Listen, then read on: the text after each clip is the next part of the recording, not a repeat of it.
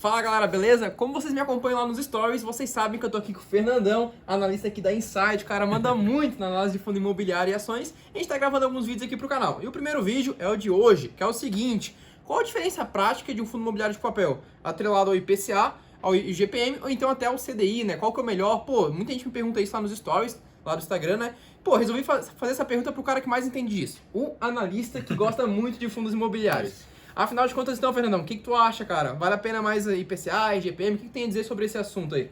Eu acho que uma coisa importante de falar, antes de entrar especificamente nesse tema, é qual que é a diferença de IPCA, IGPM, CDI na prática, né, para um fundo imobiliário. Eu acho que o IGPM ele é muito mais volátil, só que ele e o IPCA, ao final das contas, sempre chegam no mesmo lugar.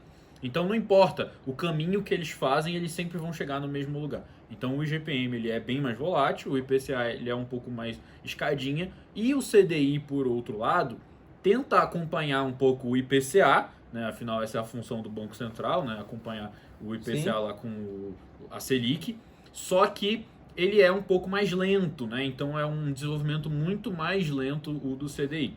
Então acho que quando você vai analisar um fundo de papel, o ideal não é nenhum, nem outro, nem outro. O ideal seria os um três. pouco de tudo, os três, Tá, porque... mas por exemplo assim, tipo agora tá dizendo assim, pô, Tá. mas antes disso, galera, até esqueci, já quero pedir pra vocês seguirem lá o Fernandão, tá? Que Tanto isso. no Instagram quanto no YouTube. E, pô, já se inscreva aqui no canal se você ainda não é inscrito, hein? Já deixa o like, isso ajuda bastante no nosso trabalho. Seguinte, cara, mas trazendo agora pro nosso dia de hoje, né?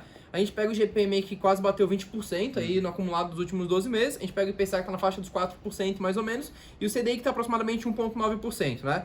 Tem alguns fundos de papel, como por exemplo o RDM11, que tem muito IGPM e o GPM até se, como é que eu posso dizer, fica uma predominância maior ao IPCA. A gente pega, por exemplo, o MXRF11, que tinha bastante IGPM no passado e que hoje tem um pouco mais de IPCA, um pouco mais de CDI, né? Quando tu encontra um fundo imobiliário, não importa qual seja, que tem um pouco mais de GPM do que o outro, um é muito mais predominante, tu acha que isso é um problema ou tu é tranquilo assim ter uma taxa muito maior que a outra? Eu acho que não é um problema. Eu acho que a pessoa só tem que saber lidar com isso, saber lidar com essa informação. Não necessariamente um fundo que só tenha IGPM, por exemplo, é um fundo ruim, né? Porque ele não é diversificado em taxas. Não, isso não necessariamente é ruim. Só que você tem que saber onde colocar ele dentro da sua carteira, né? Se eu tenho uma carteira, por exemplo, com 3 fundos imobiliários, e aí são 3 fundos imobiliários de papel. Então, o que eu posso fazer? Eu posso ter um fundo imobiliário que tenha 100% em IGPM, outro com 100% em CDI e outro com 100% em IPCA. E assim, no final das contas, a minha carteira está bem diversificada. Eu acho que o mais importante não é só a pessoa pensar no ativo especificamente do fundo imobiliário XYZ, ela pensar também na carteira dela. Até porque, se a gente for analisar outros fundos imobiliários, tipo de tijolo, eu posso ter um fundo imobiliário que tem apenas um ativo no Rio de Janeiro, por exemplo, se a minha carteira é muito concentrada em São Paulo. Sim. Então eu consigo diversificar também, levando em consideração outras coisas da minha carteira especificamente, não só do ativo especificamente, né? Então acho que quando a pessoa vai analisar qual que é a taxa que é predominante, ela pode tentar analisar o que ela já tem na carteira dela. Se eu já tenho uma carteira muito concentrada em GPM, eu aí vou preferir adicionar um fundo imobiliário mais de IPCA ou de CDI.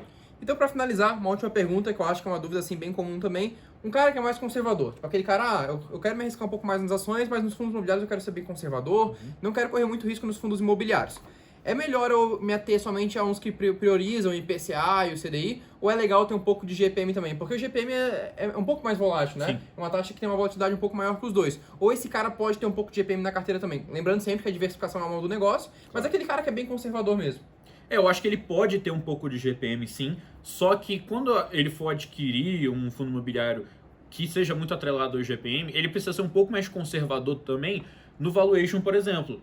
Então, se ele for incluir um fundo imobiliário de papel que seja focado em GPM, ao invés dele comprar, por exemplo, vamos supor que ele só compre fundos imobiliários que estejam abaixo do valor patrimonial. Ao invés dele comprar apenas um fundo que tenha IGPM com um preço sobre valor patrimonial de 1, ele compra o mesmo fundo, só que ao invés de ser 1, ser 0,9, por exemplo. Ele exige um desconto um pouco maior para poder entrar nesse tipo de ativo. Uma margem de segurança. Exato. E alguns fundos imobiliários a gente vê que tem isso e alguns não tem. Então tem que tomar cuidado também, né? Tem bastante fundo aí que Claro. tá famoso, que tá acima do valor patrimonial e tal. Mas é isso então, né? Acho que Excelente. isso é o conteúdo que a gente precisava passar sobre É esse isso. PCA e GPM. Espero que vocês tenham gostado. Lembrem de seguir o Fernandão aqui lá no YouTube, tá? O canalzinho dele tá na descrição aqui do vídeo, tá no arroba do título também. E no Instagram, né, Fernando? Tem stories lá todo dia, né, cara? Tem todo dia e o meu arroba é @FernandoHMag.